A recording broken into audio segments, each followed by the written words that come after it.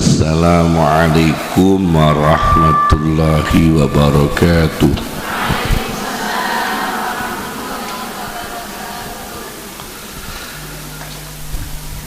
Bismillahirrahmanirrahim. Ar-Rahman Allamal Qur'an Khalaqal insana 'allamahul bayan. Allamal insana ma lam ya'lam wa 'allamaka ma lam takun ta'lam. Nusalli wa nusallimu ala Muhammadin sayyidil anam wa ala alihi wa ashabihil kiram, ma ba'd. Yang kami hormati para kiai, para sesepuh, para ibu nyai, segenap jamaah hamalatul Quran, penghafal Al-Quran yang tergabung dalam organisasi CMKH. Semoga diberikan istiqomah, diberikan berkah, diberikan kesehatan dengan Al-Quran, diberikan berkahnya hidup dengan Al-Quran, diberikan keluarga yang solih karena Al-Quran, diberikan anak-anak yang mulia karena Al-Quran, diberikan husnul khatimah karena Al-Quran. Mengenai Al-Quran, saya baca dalam satu hadis Nabi Sallallahu Alaihi Wasallam di dalam kitab Musnad Umar ibn Abdul Aziz. Ada kitab Musnadu Umar ibn Abdul Aziz, diceritakan Rasulullah Sallallahu Alaihi Wasallam bersabda, barang siapa yang membaca surat Al-Ikhlas 11 kali, surat Qul Huwallahu Ahad hingga selesai 11 kali, maka Allah akan menjauhkan kefakiran dari depan matanya, dan Allah akan menanamkan rasa kaya, perasaan kaya, yakni cukup, dan Allah akan mengisi hatinya dengan ilmu yang bermanfaat. Membaca surat Al-Ikhlas 11 kali, dijauhkan dari kefakiran, dicukupkan rezekinya, terasa kaya, yakni terasa kaya bukan sombong kaya, bukan, artinya qanaah, menerima apa yang ada dari Allah, dan hatinya diisi oleh Allah dengan hikmah, ilmu yang bermanfaat. Surat Ikhlas begitu banyak keajaiban, fadilah di samping surat-surat yang lain, ayat-ayat yang lain. Karena di situ mengenai tauhid kepada Allah. Orang di dalam Al-Quran itu disandarkan kepada Allah itu bertingkat-tingkat. Kelasnya orang yang bertauhid kepada Allah diisarahkan dengan berbeda-beda. Ada orang disebut dalam Al-Quran itu disebut walinya Allah.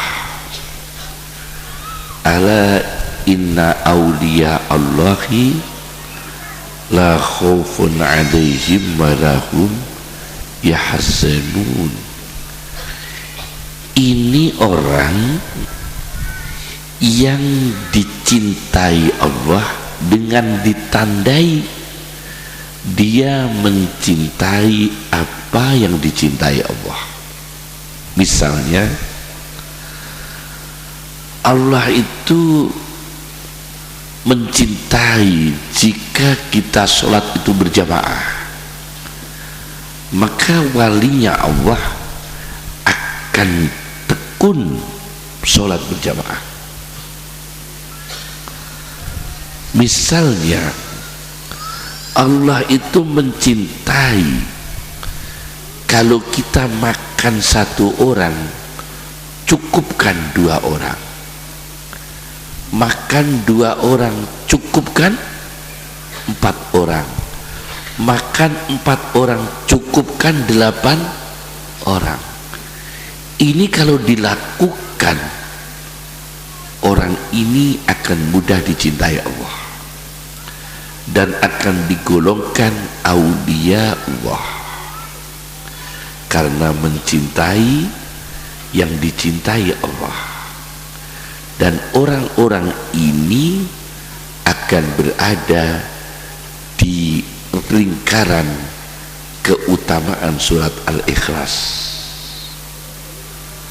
akan diisi hatinya dengan ilmu, akan dikayakan hatinya oleh Allah, akan dijauhkan dari miskin oleh Allah. Sebelum kami lanjutkan, operator tolong nggak usah pakai eko, ya, nggak enak pakai eko itu ya. Cukup.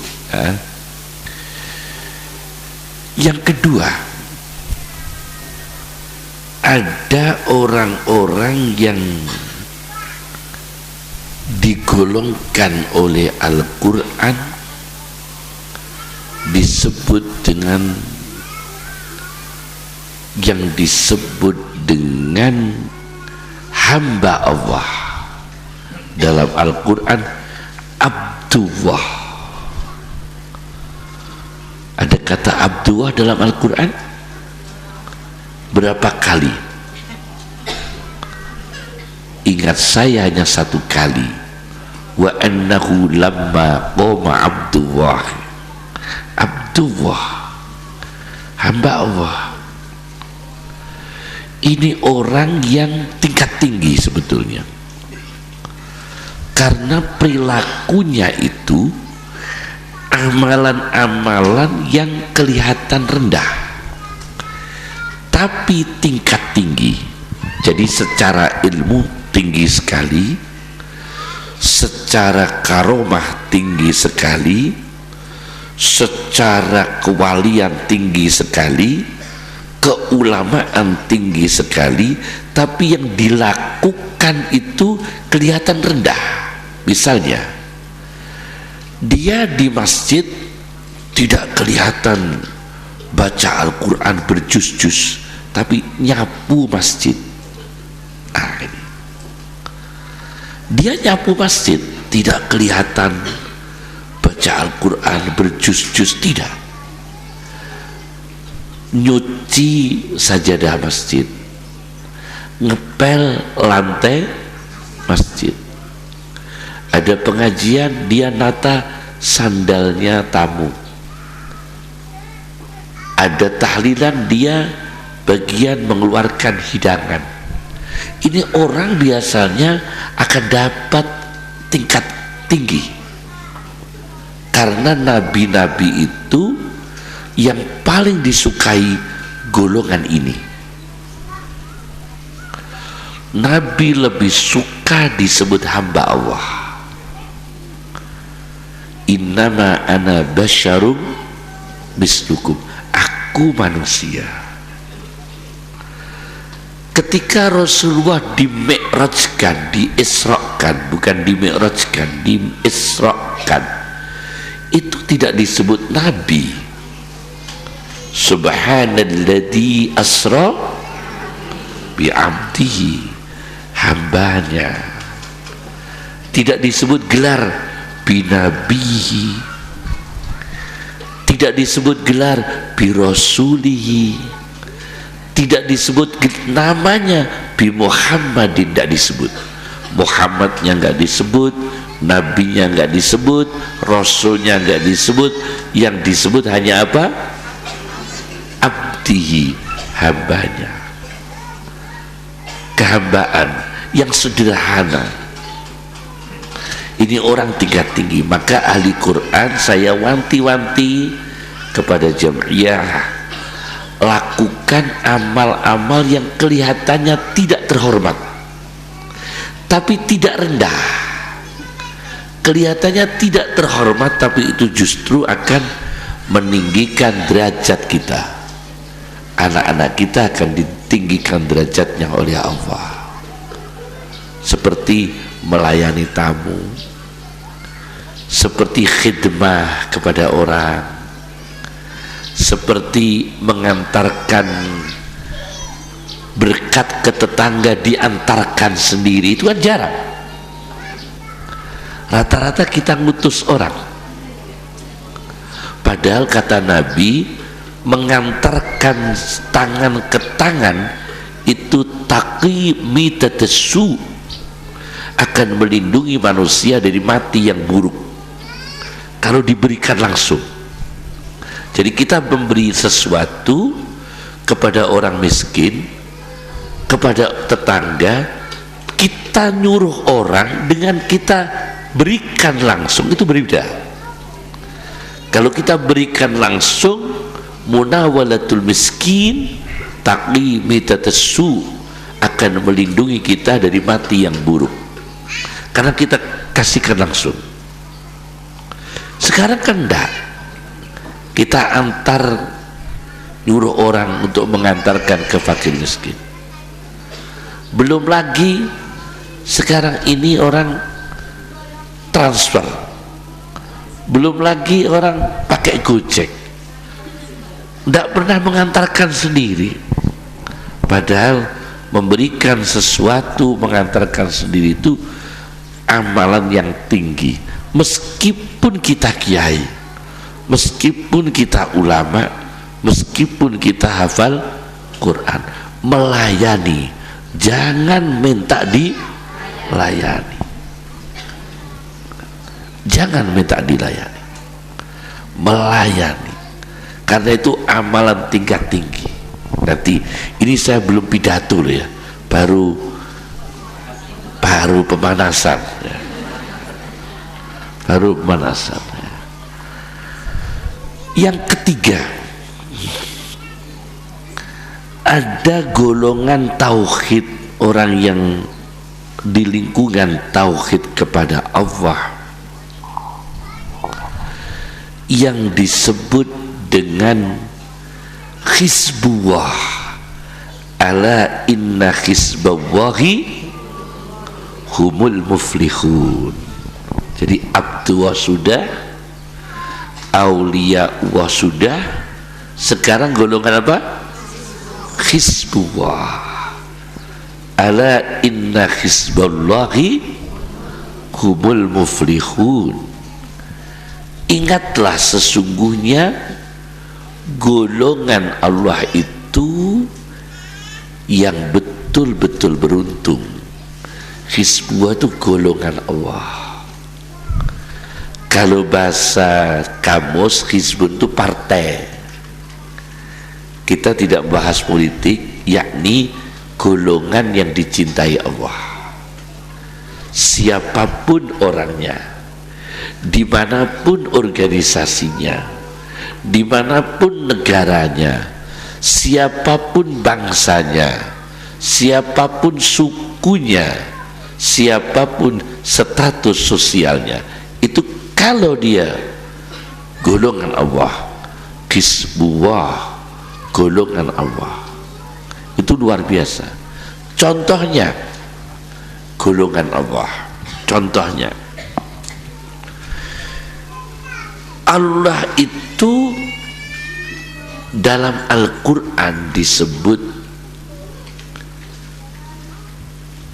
apa itu?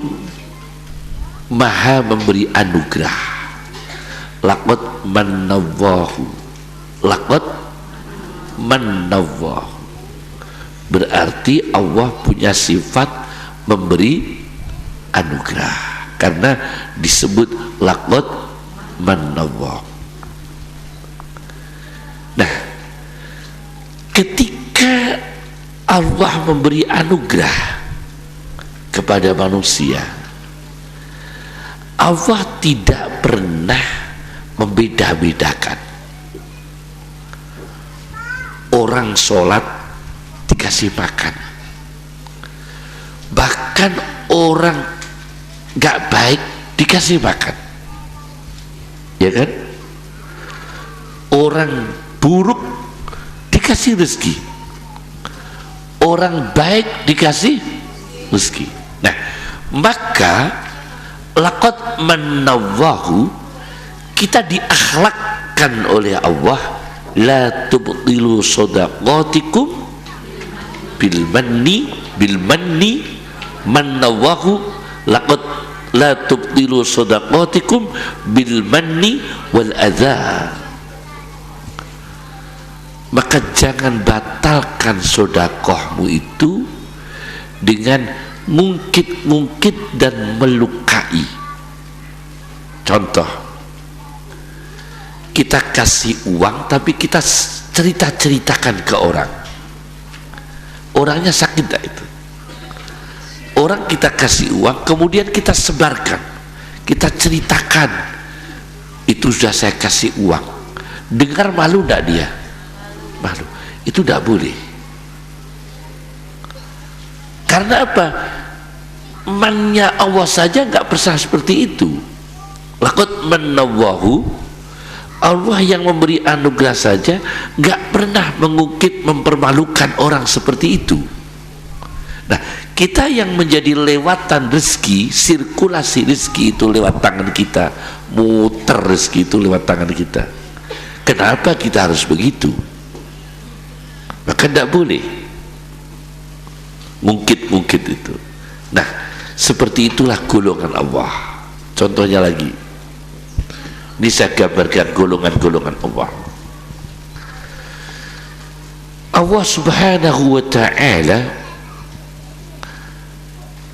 berfirman dalam Al-Quran, karena semua yang hadir orang-orang hamalatul Quran, maka saya tekankan teori-teorinya dalam Al-Quran.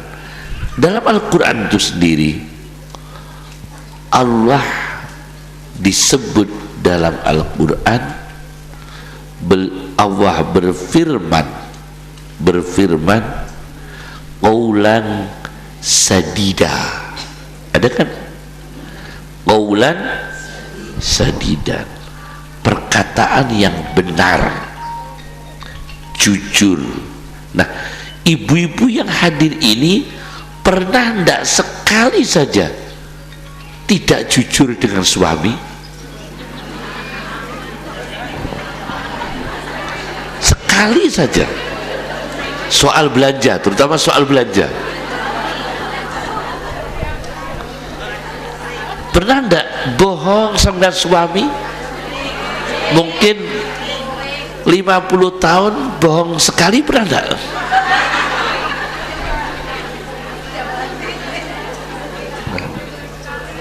Nah ini Al-Quran. Jadi qaulan sadida, Allah mengatakan qaulan sadida, berkata yang benar, jujur. Nah ini golongan-golongan Allah itu berusaha berkata jujur. Pernahkah dikasih uang suami belanja kemudian mengembalikan pada suami 1,5 juta? Dikasih belanja suami 1 juta, kembalikan ke suami 1,5 juta, pernah enggak itu?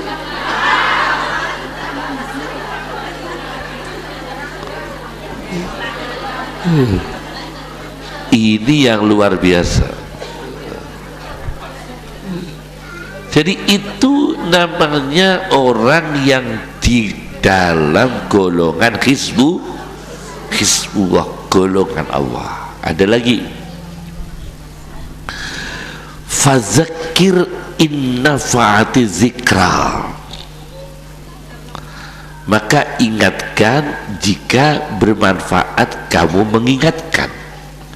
Kalau tafsirnya Quran,